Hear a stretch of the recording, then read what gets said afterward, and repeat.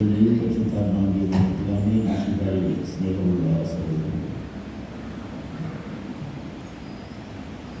നിയമത്തില് ദൈവത്തെ യാഹ്വേ എന്നാണ് വിളിച്ചിരുന്നത്. യാഹ്വേ എന്ന പദത്തിന്റെ അർത്ഥം ആയിരിക്കുന്നവനെന്നാണ്. നിർബന്ധമായിട്ടും ആയിരിക്കുന്നവൻ ദൈവം മാത്രമാണ്. നമ്മളാരും നിർബന്ധമായിട്ടും ഉണ്ടാകേണ്ടവരല്ല, ഇരിക്കുന്നവരല്ല. ദൈവത്തിന്റെ നാമം പരമപരിശുദ്ധമാണെന്ന് യഹൂദർ വിചാരിച്ച് അങ്ങനെ പ്രവർത്തിച്ചിരുന്നു. അതുകൊണ്ട്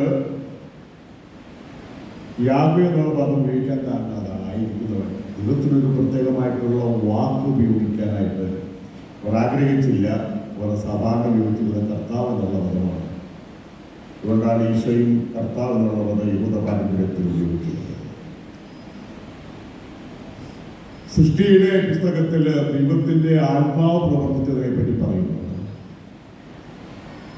രൂപരഹിതമായ ഭൂമിക്ക് നിയതമായ രൂപം നൽകിയ ദൈവത്തിന്റെ ആത്മാവ് ജലത്തിൽ പ്രവർത്തിച്ചാണെന്നാണ് സൃഷ്ടിയുടെ പുസ്തകത്തിൽ പറയുന്നത്.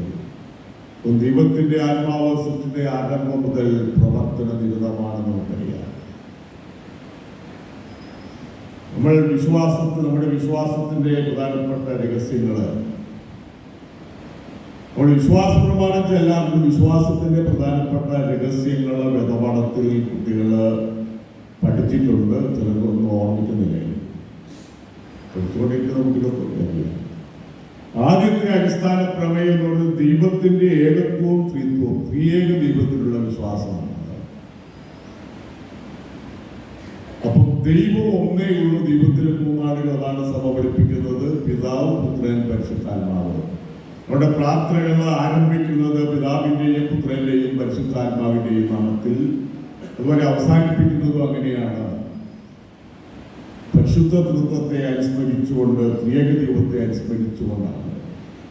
നമ്മുടെ വിശ്വാസത്തിന്റെ പ്രധാനപ്പെട്ട ആദ്യത്തേത് ദൈവപുത്രനായ ഈശോയുടെ മനുഷ്യാവതാരം, പീഡാനുഭവം, കുരിശുമരണം, മനുഷ്യവംശത്തിന്റെ ഉയർപ്പ്, മനുഷ്യവംശത്തിന്റെ രക്ഷ.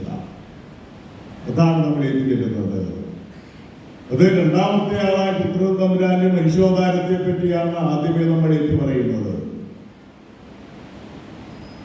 അങ്ങനെ ദൈവപുത്രനായ മിശിഹായുടെ മനുഷ്യാവതാരവും ജീവിതവും പീഡാനുഭവവും കുരിശുമരണവും ഉയർപ്പും വഴിയായിട്ട് മനുഷ്യനെ രക്ഷ നേടിത്തന്നു. ദൈവത്തിന്റെ ഏകജാതനാണ്. യോഹന്നാൻ ശ്ലീഹ സുവിശേഷം ആരംഭിക്കുന്നത് ഇങ്ങനെയാണ്: ആദ്യം വചനം ഉണ്ടായിരുന്നു, വചനം ദൈവത്തോടു കൂടിയായിരുന്നു, വചനം ദൈവമായിരുന്നു, വചനം മാംസമായിട്ട് അവതരിച്ചു. സൃഷ്ടിക്കപ്പെട്ടത് എല്ലാം അവനിലൂടെയാണ്, എല്ലാം സൃഷ്ടിക്കപ്പെട്ടത് പോലെ ശ്ലീഹ പറയുന്നു. അവൻ വഴിയും അവനിലും കൂടെയാണ് എല്ലാം സൃഷ്ടിക്കപ്പെട്ടതെന്ന് പൗലോസ് ശ്ലീഹ പറയുന്നുണ്ട്.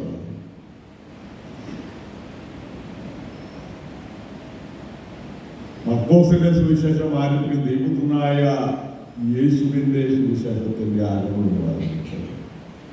യേശു ദൈവപുത്രനാണെന്നുള്ള ആ വിശ്വാസം ഏറ്റുപറഞ്ഞുകൊണ്ടാണ് മർക്കോസിന്റെ സുവിശേഷം ആരംഭിക്കുന്നത്.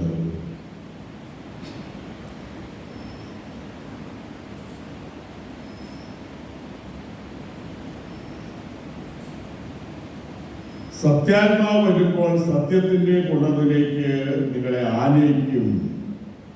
സത്യാത്മാവ് നമ്മോട് സംസാരിക്കും. അപ്പോൾ സത്യാത്മാവിനെ പറ്റി യേശു പറയുന്നുണ്ട്. ഞാൻ പോകുന്നതാണെന്ന് പോയാൽ സഹായകനെ അയക്കും. സഹായകൻ, സത്യാത്മാവ് എന്നൊക്കെ പരിശുദ്ധാത്മാവിനെ പറ്റി പറയുന്നുണ്ട്. സത്യത്തിന്റെ പൂർണ്ണത എന്ന് പറയുന്നത് യേശുവിനെയും യേശുവിന്റെ വെളിപ്പെടുത്തപ്പെട്ട പിതാവിനെയും എത്രയും തികവോടെ ഗ്രഹിക്കാൻ നമ്മെ സഹായിക്കുന്ന കാര്യങ്ങളാണ്. സത്യത്തിന്റെ പൂർണ്ണത എന്ന് പറയുന്നത് യേശുവിനെയും യേശുവിലൂടെ പിതാവായ ദൈവത്തെയും പുത്രനായ ദൈവത്തെയൊക്കെ പൂർണ്ണമായിട്ട് മനസ്സിലാക്കാൻ കഴിയുന്ന പ്രക്രിയയാണ്. ഒരു വലിയ രഹസ്യമായിട്ട് പരിശുദ്ധ തൃത്വത്തെ സൂചിപ്പിക്കാറുണ്ട്. പരിശുദ്ധത്തെ പല കാര്യങ്ങളുമായിട്ട് മനസ്സിലാക്കാൻ വേണ്ടി ഉപയോഗിക്കാറുണ്ട്. ത്രികോണം, എല്ലാ കോണവും ഒരുപോലെ ത്രികോണം. പിന്നെ വേറൊരു കാര്യം മനസ്സിലാക്കാനായിട്ട് ദൈവശാസ്ത്രന്മാർ ഉപയോഗിക്കുന്നതാണ് വെള്ളം. വെള്ളത്തിന് 3 അവസ്ഥകളുണ്ട്. വെള്ളമുള്ളതുകൊണ്ടാണ് നമ്മൾ ജീവിക്കുന്നത്. വെള്ളത്തിൻ്റെ അവസ്ഥകൾ നമുക്കറിയാം. നമ്മൾ വെള്ളം കുടിക്കുന്നു. വെള്ളത്തിൻ്റെ വേറൊരു അവസ്ഥ ഐസ്. അതാണ് കുട്ടികൾക്ക് ഏറെ വേനൽക്കാലത്ത് ഇഷ്ടം. വെള്ളത്തിൻ്റെ ഒരു അവസ്ഥ ഉള്ളതുകൊണ്ടാണ്. വെള്ളത്തിന് നീരാവിയുണ്ട്. നീരാവി ഉള്ളതുകൊണ്ടാണ് മഴയുണ്ടാകുന്നത്. സമുദ്രത്തിൽ നിന്നും സൂര്യൻ്റെ ഉഗ്രതാപമേറ്റ് വെള്ളത്തിൻ്റെ നീരാവി ആകാശങ്ങളിലേക്ക് പൊങ്ങി അത് തണുത്ത് മലയിൽ തട്ടിയോ അല്ലാതെയൊക്കെയാണ് നമുക്ക് മഴ കിട്ടുന്നത്, മേഘവിസ്ഫോടനമൊക്കെ കിട്ടുന്നത്. വെള്ളത്തിന് 3 രൂപയിലേ നമുക്ക് ജീവിക്കാൻ പറ്റില്ല. നമ്മുടെ ശരീരത്തിൻ്റെ അന്തസ്വാനം വെള്ളമാണ്. വെള്ളമില്ലെങ്കിൽ നമുക്ക് പ്രവർത്തിക്കാൻ പറ്റില്ല. നമ്മുടെയൊക്കെ ജീവിതത്തെ എത്ര മനോഹരമായിട്ടാണ് ഇവിടെ ക്രമീകരിച്ചിരിക്കുന്നതെന്ന് ചിന്തിച്ചു കഴിഞ്ഞാൽ വെള്ളത്തിൻ്റെ 3 അവസ്ഥയിൽ നമുക്ക് ജീവനില്ല, വായുവിലേക്ക് ജീവനില്ല. അപ്പോൾ ദൈവം നമ്മെ പരിപാലിക്കുന്നില്ല, ക്രമീകരിച്ചിരിക്കുന്നു എന്ന് വേണം വിശ്വാസത്തിൻ്റെ വെളിച്ചത്തിൽ നമ്മൾ മനസ്സിലാക്കാൻ. വിശുദ്ധ അഗസ്റ്റിന് ഈ തൃത്വത്തെപ്പറ്റി അങ്ങനെ ചിന്തിച്ച് അവസാനം ആവശ്യമൊരു ദർശനം ഉണ്ടായിരുന്നു.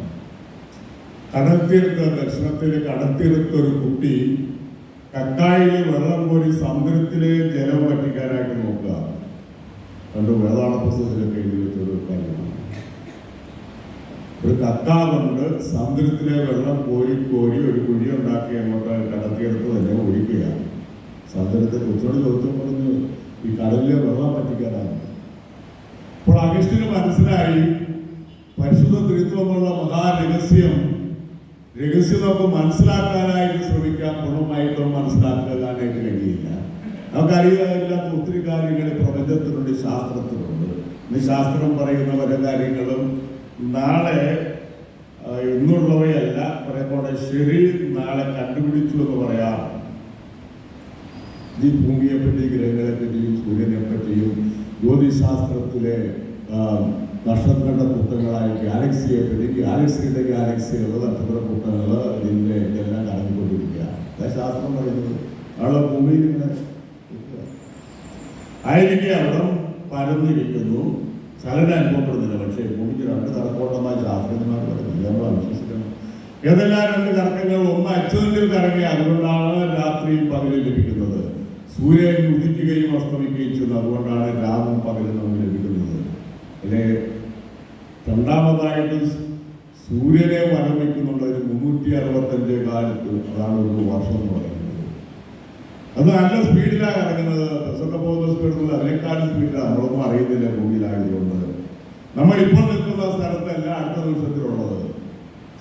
സൂര്യാകാശത്തിൽ കൂടെ അതിന്റെ ഭ്രമണപഥത്തിലൂടെ ചലിക്കുക. അത് ശാസ്ത്രജ്ഞന്മാർ പറയുന്നത് പണ്ട് ആളുകൾക്ക് അറിയത്തില്ലായിരുന്നു. ഈ സൂര്യനും ഇറങ്ങുന്നുണ്ടെന്നാണ്. മൊത്തം കറക്കാണ്. ചിലരുടെ തല കറങ്ങാറുണ്ട് വഴിയൊക്കെ ഇരിക്കുന്നത്. പിന്നെ മൊത്തം കറങ്ങുന്ന ഒരു പ്രപഞ്ചത്തിലാണ് നമ്മൾ ജീവിക്കുന്നത്. ഇതാണ് ശാസ്ത്രം പറയുന്നത്. ശാസ്ത്രമായിട്ട് പഠിക്കുന്നവർക്കും വായിക്കുന്നവർക്കും ചിന്തിക്കുന്നവർക്കും മനസ്സിലാക്കാനായിട്ട്. അപ്പോൾ നമ്മൾ അറിയാത്ത ഒത്തിരി കാര്യങ്ങളുണ്ട്. പരിശുദ്ധ ത്രിത്വം ഒരു മഹാരഹസ്യമാണ്. ദൈവത്തെ പിതാവായിട്ട്, പുത്രനായിട്ട്, പരിശുദ്ധാത്മാവായിട്ട് നമ്മൾ മനസ്സിലാക്കുന്നത്. ഈശോ പറഞ്ഞു, എന്നെ കാണുന്നവൻ പിതാവിനെയും കാണുന്നു. അപ്പൊ ഫിലിപ്പോസ് പറഞ്ഞാൽ പിതാവിനെ കാണിച്ചു തരിക. എന്നെ കാണുന്നവൻ പിതാവിനെയും. ദൈവം അശരീരിയാണ്. അശരീരിയായ ദൈവത്തെ ഈ ഭൂമിയിൽ അവതരിച്ച മനുഷ്യപുത്രരുടെയാണ്, ദിവസത്തിനായ യേശുവിലൂടെയാണ് മനുഷ്യർ കാണുകയും മനസ്സിലാക്കുകയും തിരിച്ചറിയുകയും ചെയ്യുന്നത്. അതുകൊണ്ടാണ് യേശു പറഞ്ഞത്, എന്നെ കാണുന്നവൻ പിതാവിനെയും കാണുന്നു. എന്നിലൂടെ അല്ലാതെ ആരും പിതാവിന്റെ അടുക്കിലേക്ക് വരുന്നില്ല. അപ്പോൾ യേശുവാണ് നമ്മുടെ വഴി. പിതാവിലേക്ക്, പിതാവായ ദൈവത്തിലേക്ക് കടന്നു ചെല്ലാനുള്ള ഏക വഴി യേശുവാണ്. യേശുവിടെ അല്ലാതെ ആരും പിതാവിന്റെ അടുക്കിലേക്ക് കടന്നു ചെല്ലാനായിട്ട് കഴിയില്ല എന്ന് അസക്തമായിട്ട് യേശു പഠിപ്പിക്കുന്നുണ്ട്. പിതാവ് പുത്രനെ സ്നേഹിക്കുന്നു, പുത്രൻ പിതാവിനെ സ്നേഹിക്കുന്നു. അവരുടെ പരസ്പര സ്നേഹത്തിൽ നിന്നും സ്നേഹത്തിന്റെ നിറവായി പരിശുദ്ധാത്മാവ് വരുന്നു. അതാണ് വചനത്തിലൂടെ നമ്മൾ മനസ്സിലാക്കുന്നത്. പിതാവ് പുത്രനെ സ്നേഹിക്കുന്നു, പുത്രൻ പിതാവിനെ സ്നേഹിക്കുന്നു. അവരുടെ പരസ്പര സ്നേഹത്തിൽ നിന്നും സ്നേഹത്തിന് നിറവായി പരിശുദ്ധാത്മാവ് കടന്നു വരുന്നു. ഈ കുടുംബ ജീവിതത്തിലേക്ക് കടന്നു ചെന്നാൽ കുടുംബത്തിൽ പിതാവ്, മാതാവ്, ഭാര്യ, ഭർത്താവ്, അവര് സ്നേഹമായിട്ട് ജീവിച്ച് ആ സ്നേഹബന്ധത്തിൽ നിന്നും മക്കളെ ലഭിക്കുന്നു. ആ സ്നേഹം മക്കളെ ലഭിക്കുമ്പോൾ മാത്രമല്ല, ജീവിതത്തിന്റെ അവസാനം വരെയും നിലനിർത്തേണ്ട സ്നേഹബന്ധമാണ്. ചിലരെ കണ്ടിട്ടുണ്ട്, ഈ പിള്ളേരെയൊക്കെ രണ്ട് സെറ്റായിട്ട് തിരിക്കുക. ഒന്നുകിൽ അമ്മ മക്കളെല്ലാം കൂടെ കൂട്ടി അപ്പനെതിരെ കുറ്റങ്ങളൊക്കെ പറഞ്ഞു വേർപെടുത്തി അപ്പനവിടെ കുടുംബത്തിൽ ജീവിക്കാൻ പറ്റാത്ത സാഹചര്യം ഉണ്ടാക്കി തല്ലിപ്പിരിഞ്ഞ് വേറെ കഴിയുന്ന പല പിതാക്കന്മാരെയും ഞാൻ കണ്ടിട്ടുണ്ട്. എന്നോട് പറഞ്ഞിട്ടുണ്ട്. കുറച്ച് കഴിഞ്ഞ് കഴിയുമ്പോൾ ആദ്യമേ വലിയ സ്നേഹമാണ്. സ്നേഹം എന്ന് പറയുന്നത് ജീവിതത്തിന്റെ അവസാനം വരെയും നിലനിർത്തേണ്ട ഒരു കാര്യമാണ്. പിതാപുത്ര പരിശുദ്ധാത്മാ സ്നേഹം പോലെ മരണം വരെയും നിലനിൽക്കേണ്ട സ്നേഹമാണ് ദമ്പതികളുടെ സ്നേഹം. അതുപോലെ മക്കളും മാതാപിതാക്കളെ മരണം വരെയും ശുശ്രൂഷിക്കുകയും സ്നേഹിക്കുകയും അവരോട് ചേർന്ന് നിൽക്കുകയും ചെയ്യേണ്ട വലിയ കടമ മക്കൾക്കുണ്ട്. ത്രിയേക ദൈവത്തെ നമ്മൾ മനസ്സിലാക്കുമ്പോൾ കുടുംബജീവിതത്തെയും അതുവഴി മനസ്സിലാക്കാനും ഗ്രഹിക്കാനായിട്ട് നമുക്ക് കഴിയും. ത്രിയേക ദൈവത്തിന്റെ സ്നേഹത്തിന്റെ കൂട്ടായ്മയിലേക്കാണ് ഓരോ കുടുംബത്തെയും വിളിച്ചിരിക്കുന്നത്, നമ്മൾ ജീവിക്കേണ്ടത് എന്ന് നമ്മൾ മനസ്സിലാക്കുക. സ്നേഹിക്കുകയും പങ്കുവയ്ക്കുകയും സമർപ്പിക്കുകയും സഹവസിക്കുകയും ചെയ്യുന്ന ദൈവം, അതാണ് ത്രിയേക ദൈവം. സ്നേഹിക്കുകയും പങ്കുവയ്ക്കുകയും സമർപ്പിക്കുകയും സഹവസിക്കുകയും ചെയ്യുന്ന ദൈവം. ദൈവം ഏകനാണ്. പിതൃപുത്ര പവിത്രാത്മ ബന്ധങ്ങളിൽ വാഴുന്നു, പൂർണ്ണത കണ്ടെത്തുന്നു. പിതാപുത്ര പരിശുദ്ധാത്മാവായ ആ ബന്ധത്തിൽ വാഴുന്നു, പൂർണ്ണത കണ്ടെത്തുന്നു. പൗലോസ്ലീഹ ലേഖനങ്ങൾ പലപ്പോഴും സമാഹരിക്കുന്നത് പിതാവായ ദൈവത്തിന്റെ സ്നേഹം, അതാണ് പോളൈൻ ടോക്സോളജി എന്ന് പറയുന്നത്. പിതാവായ ദൈവത്തിന്റെ സ്നേഹം, പുത്രനായ ദൈവത്തിന്റെ കൃപ, പരിശുദ്ധാത്മാവിന്റെ സഹവാസം നിങ്ങളോടുകൂടി ഉണ്ടായിരിക്കട്ടെ എന്ന് പറഞ്ഞുകൊണ്ടാണ് പൗലോസ്ലീഹ ലേഖനങ്ങൾ സമാപിപ്പിക്കുന്നത്. ഇനി മാമോദിസ നൽകാനായിട്ടുള്ള വചനങ്ങളല്ല. യേശു പറഞ്ഞത് പിതാവിന്റെയും പുത്രന്റെയും പരിശുദ്ധാത്മാവിന്റെയും നാമത്തിൽ മാമോദിസ കൊടുക്കുവിൻ. ക്രിസ്ത്യൻ ജീവിതത്തിന്റെ തുടക്കം എന്ന് പറയുന്നത് യേശുവിന്റെ നമ്മുടെ ജ്ഞാനസ്നാനം വഴിയാണ്. യേശുവിന്റെ ജ്ഞാനസ്നാനം കഴിഞ്ഞതിന് ശേഷമാണ് പരിശീലനത്തിന് ആരംഭം കുറിക്കുന്നത്. നമ്മൾ വചനാധിഷ്ഠിതമായ ദൈവത്തിന്റെ വചനമനുസരിച്ച് ജീവിതത്തെ ക്രമീകരിക്കേണ്ടതാണ്. പരിശുദ്ധ തൃത്വത്തോടും അനുരൂപപ്പെട്ട ജീവിതമാണ് നമ്മൾ നയിക്കേണ്ടത്. യേശു പറയണ എന്നെ സ്നേഹിക്കുന്നതിന്റെ വചനം പാലിക്കുന്നു. അപ്പോൾ സ്നേഹം, നമുക്ക് ദൈവസ്നേഹം ഉണ്ടോ എന്ന് നമ്മൾ മനസ്സിലാക്കേണ്ടത് ദൈവത്തിന്റെ വചനം നമ്മുടെ ഹൃദയത്തിലുണ്ടോ, നമ്മുടെ ജീവിതത്തിലുണ്ടോ എന്ന് വിചിന്തനം ചെയ്തുകൊണ്ടാണ്, നമ്മളെ തന്നെ പരിശോധിച്ചുകൊണ്ടാണ്. എന്നെ സ്നേഹിക്കുന്നതിന്റെ വചനം പാലിക്കുക. അപ്പോൾ പിതാവ് അവനെ സ്നേഹിക്കുകയും ഞങ്ങൾ അവന്റെ അടുത്ത് വന്ന് അവനിൽ വാസമുറപ്പിക്കുകയും ചെയ്യുന്നു. ഞങ്ങൾ വന്ന് അവന്റെ അടുത്ത് വന്ന് അവനിൽ വാസമുറപ്പിക്കുന്നു. അതുകൊണ്ട് ആധ്യാത്മിക പുസ്തകങ്ങളിൽ പറയുന്നത് പരിശുദ്ധ തൃത്വത്തിന്റെ സഹവാസം നമ്മളിൽ എല്ലാവരിലും ഉണ്ട് എന്നതാണ്. ദൈവിക സാന്നിധ്യം, ദൈവത്തെ നമ്മൾ മനസ്സിലാക്കുന്നത് പരിശുദ്ധ തൃത്വത്തിന്റെ നാമത്തിലാണ്. അതുകൊണ്ട് പരിശുദ്ധ തൃത്വത്തിന്റെ സഹവാസം പരപ്രസാദമുള്ള ഓരോ വ്യക്തിയിലും, മാമോദിസ സ്വീകരിച്ച് ദൈവകൃപയിലായിരിക്കുന്ന ഓരോ വ്യക്തിയിലും പരിശുദ്ധാത്മാവിന്റെ സഹവാസം നിറവ് ഉണ്ട് എന്നാണ് ആത്മീയ ഗ്രന്ഥങ്ങളിൽ പഠിപ്പിക്കുന്നത്. അതുകൊണ്ട് ഒരു സമൂഹം എന്നുള്ള നിലയിൽ തൃത്വത്തെ മനസ്സിലാക്കിക്കൊണ്ട് പങ്കുവയ്ക്കുന്ന, സ്നേഹിക്കുന്ന സമൂഹമായിരിക്കണം. അങ്ങനെയാണ് തൃത്വത്തിന് നമ്മൾ സാക്ഷ്യം വഹിക്കേണ്ടത്. ഈശോ പറയുകയാണ്, ഇതാണ് എന്റെ കൽപ്പന, നിങ്ങൾ പരസ്പരം സ്നേഹിക്കുക. ഏറ്റവും ഉപദ്യങ്ങൾ ചോദിച്ചു കഴിഞ്ഞാൽ സ്നേഹം വളരെ എളുപ്പമാണ്. എന്നാൽ കുറേയേറെ ദമ്പതികളായിട്ട് ജീവിച്ചു കഴിയുമ്പോൾ, ഒരു വർഷമൊക്കെ ആയി കഴിയുമ്പോൾ തന്നെ ഭിന്നത തുടങ്ങുന്ന കുടുംബങ്ങളുണ്ട്. പരസ്പരം മനസ്സിലാക്കാതെ വരുന്ന കുടുംബങ്ങളുണ്ട്. ഇതിൽ പെട്ടുപോയല്ലോ എന്നുള്ളതിൽ നിന്ന് എങ്ങനെയാണ് രക്ഷപ്പെടുക എന്ന് ചിന്തിക്കുന്നവരുണ്ട്. അപ്പോൾ നമ്മൾ ജീവിതത്തെ എങ്ങനെ കാണുന്നു എന്നതനുസരിച്ചാണ്, ജീവിതത്തെ എങ്ങനെ മനസ്സിലാക്കുന്നു കാണുന്നു. സ്നേഹം എന്ന് പറയുന്നത് എനിക്ക് കിട്ടുന്നതല്ല, ആത്യന്തികമായിട്ട് നൽകലാണ്.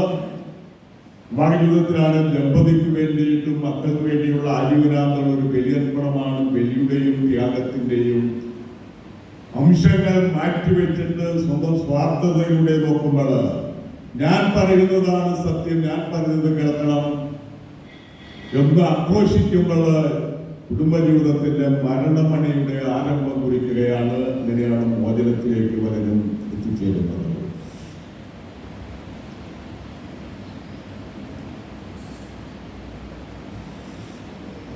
താവൂർ പറയാണ്, സ്നേഹം കൊണ്ടല്ലാതെ സ്നേഹത്തെ വിശദീകരിക്കാനാവാത്തതിനാൽ സ്നേഹം അന്തമില്ലാത്ത ഒരു മഹാരഹസ്യമായിരിക്കുന്നു. താവൂർ പറഞ്ഞതാണ്, സ്നേഹം കൊണ്ടല്ലാതെ സ്നേഹത്തെ വിശദീകരിക്കാനാവാത്തതിനാൽ സ്നേഹം അന്തമില്ലാത്ത ഒരു മഹാരഹസ്യമായിരിക്കുന്നു. ഇതാണ്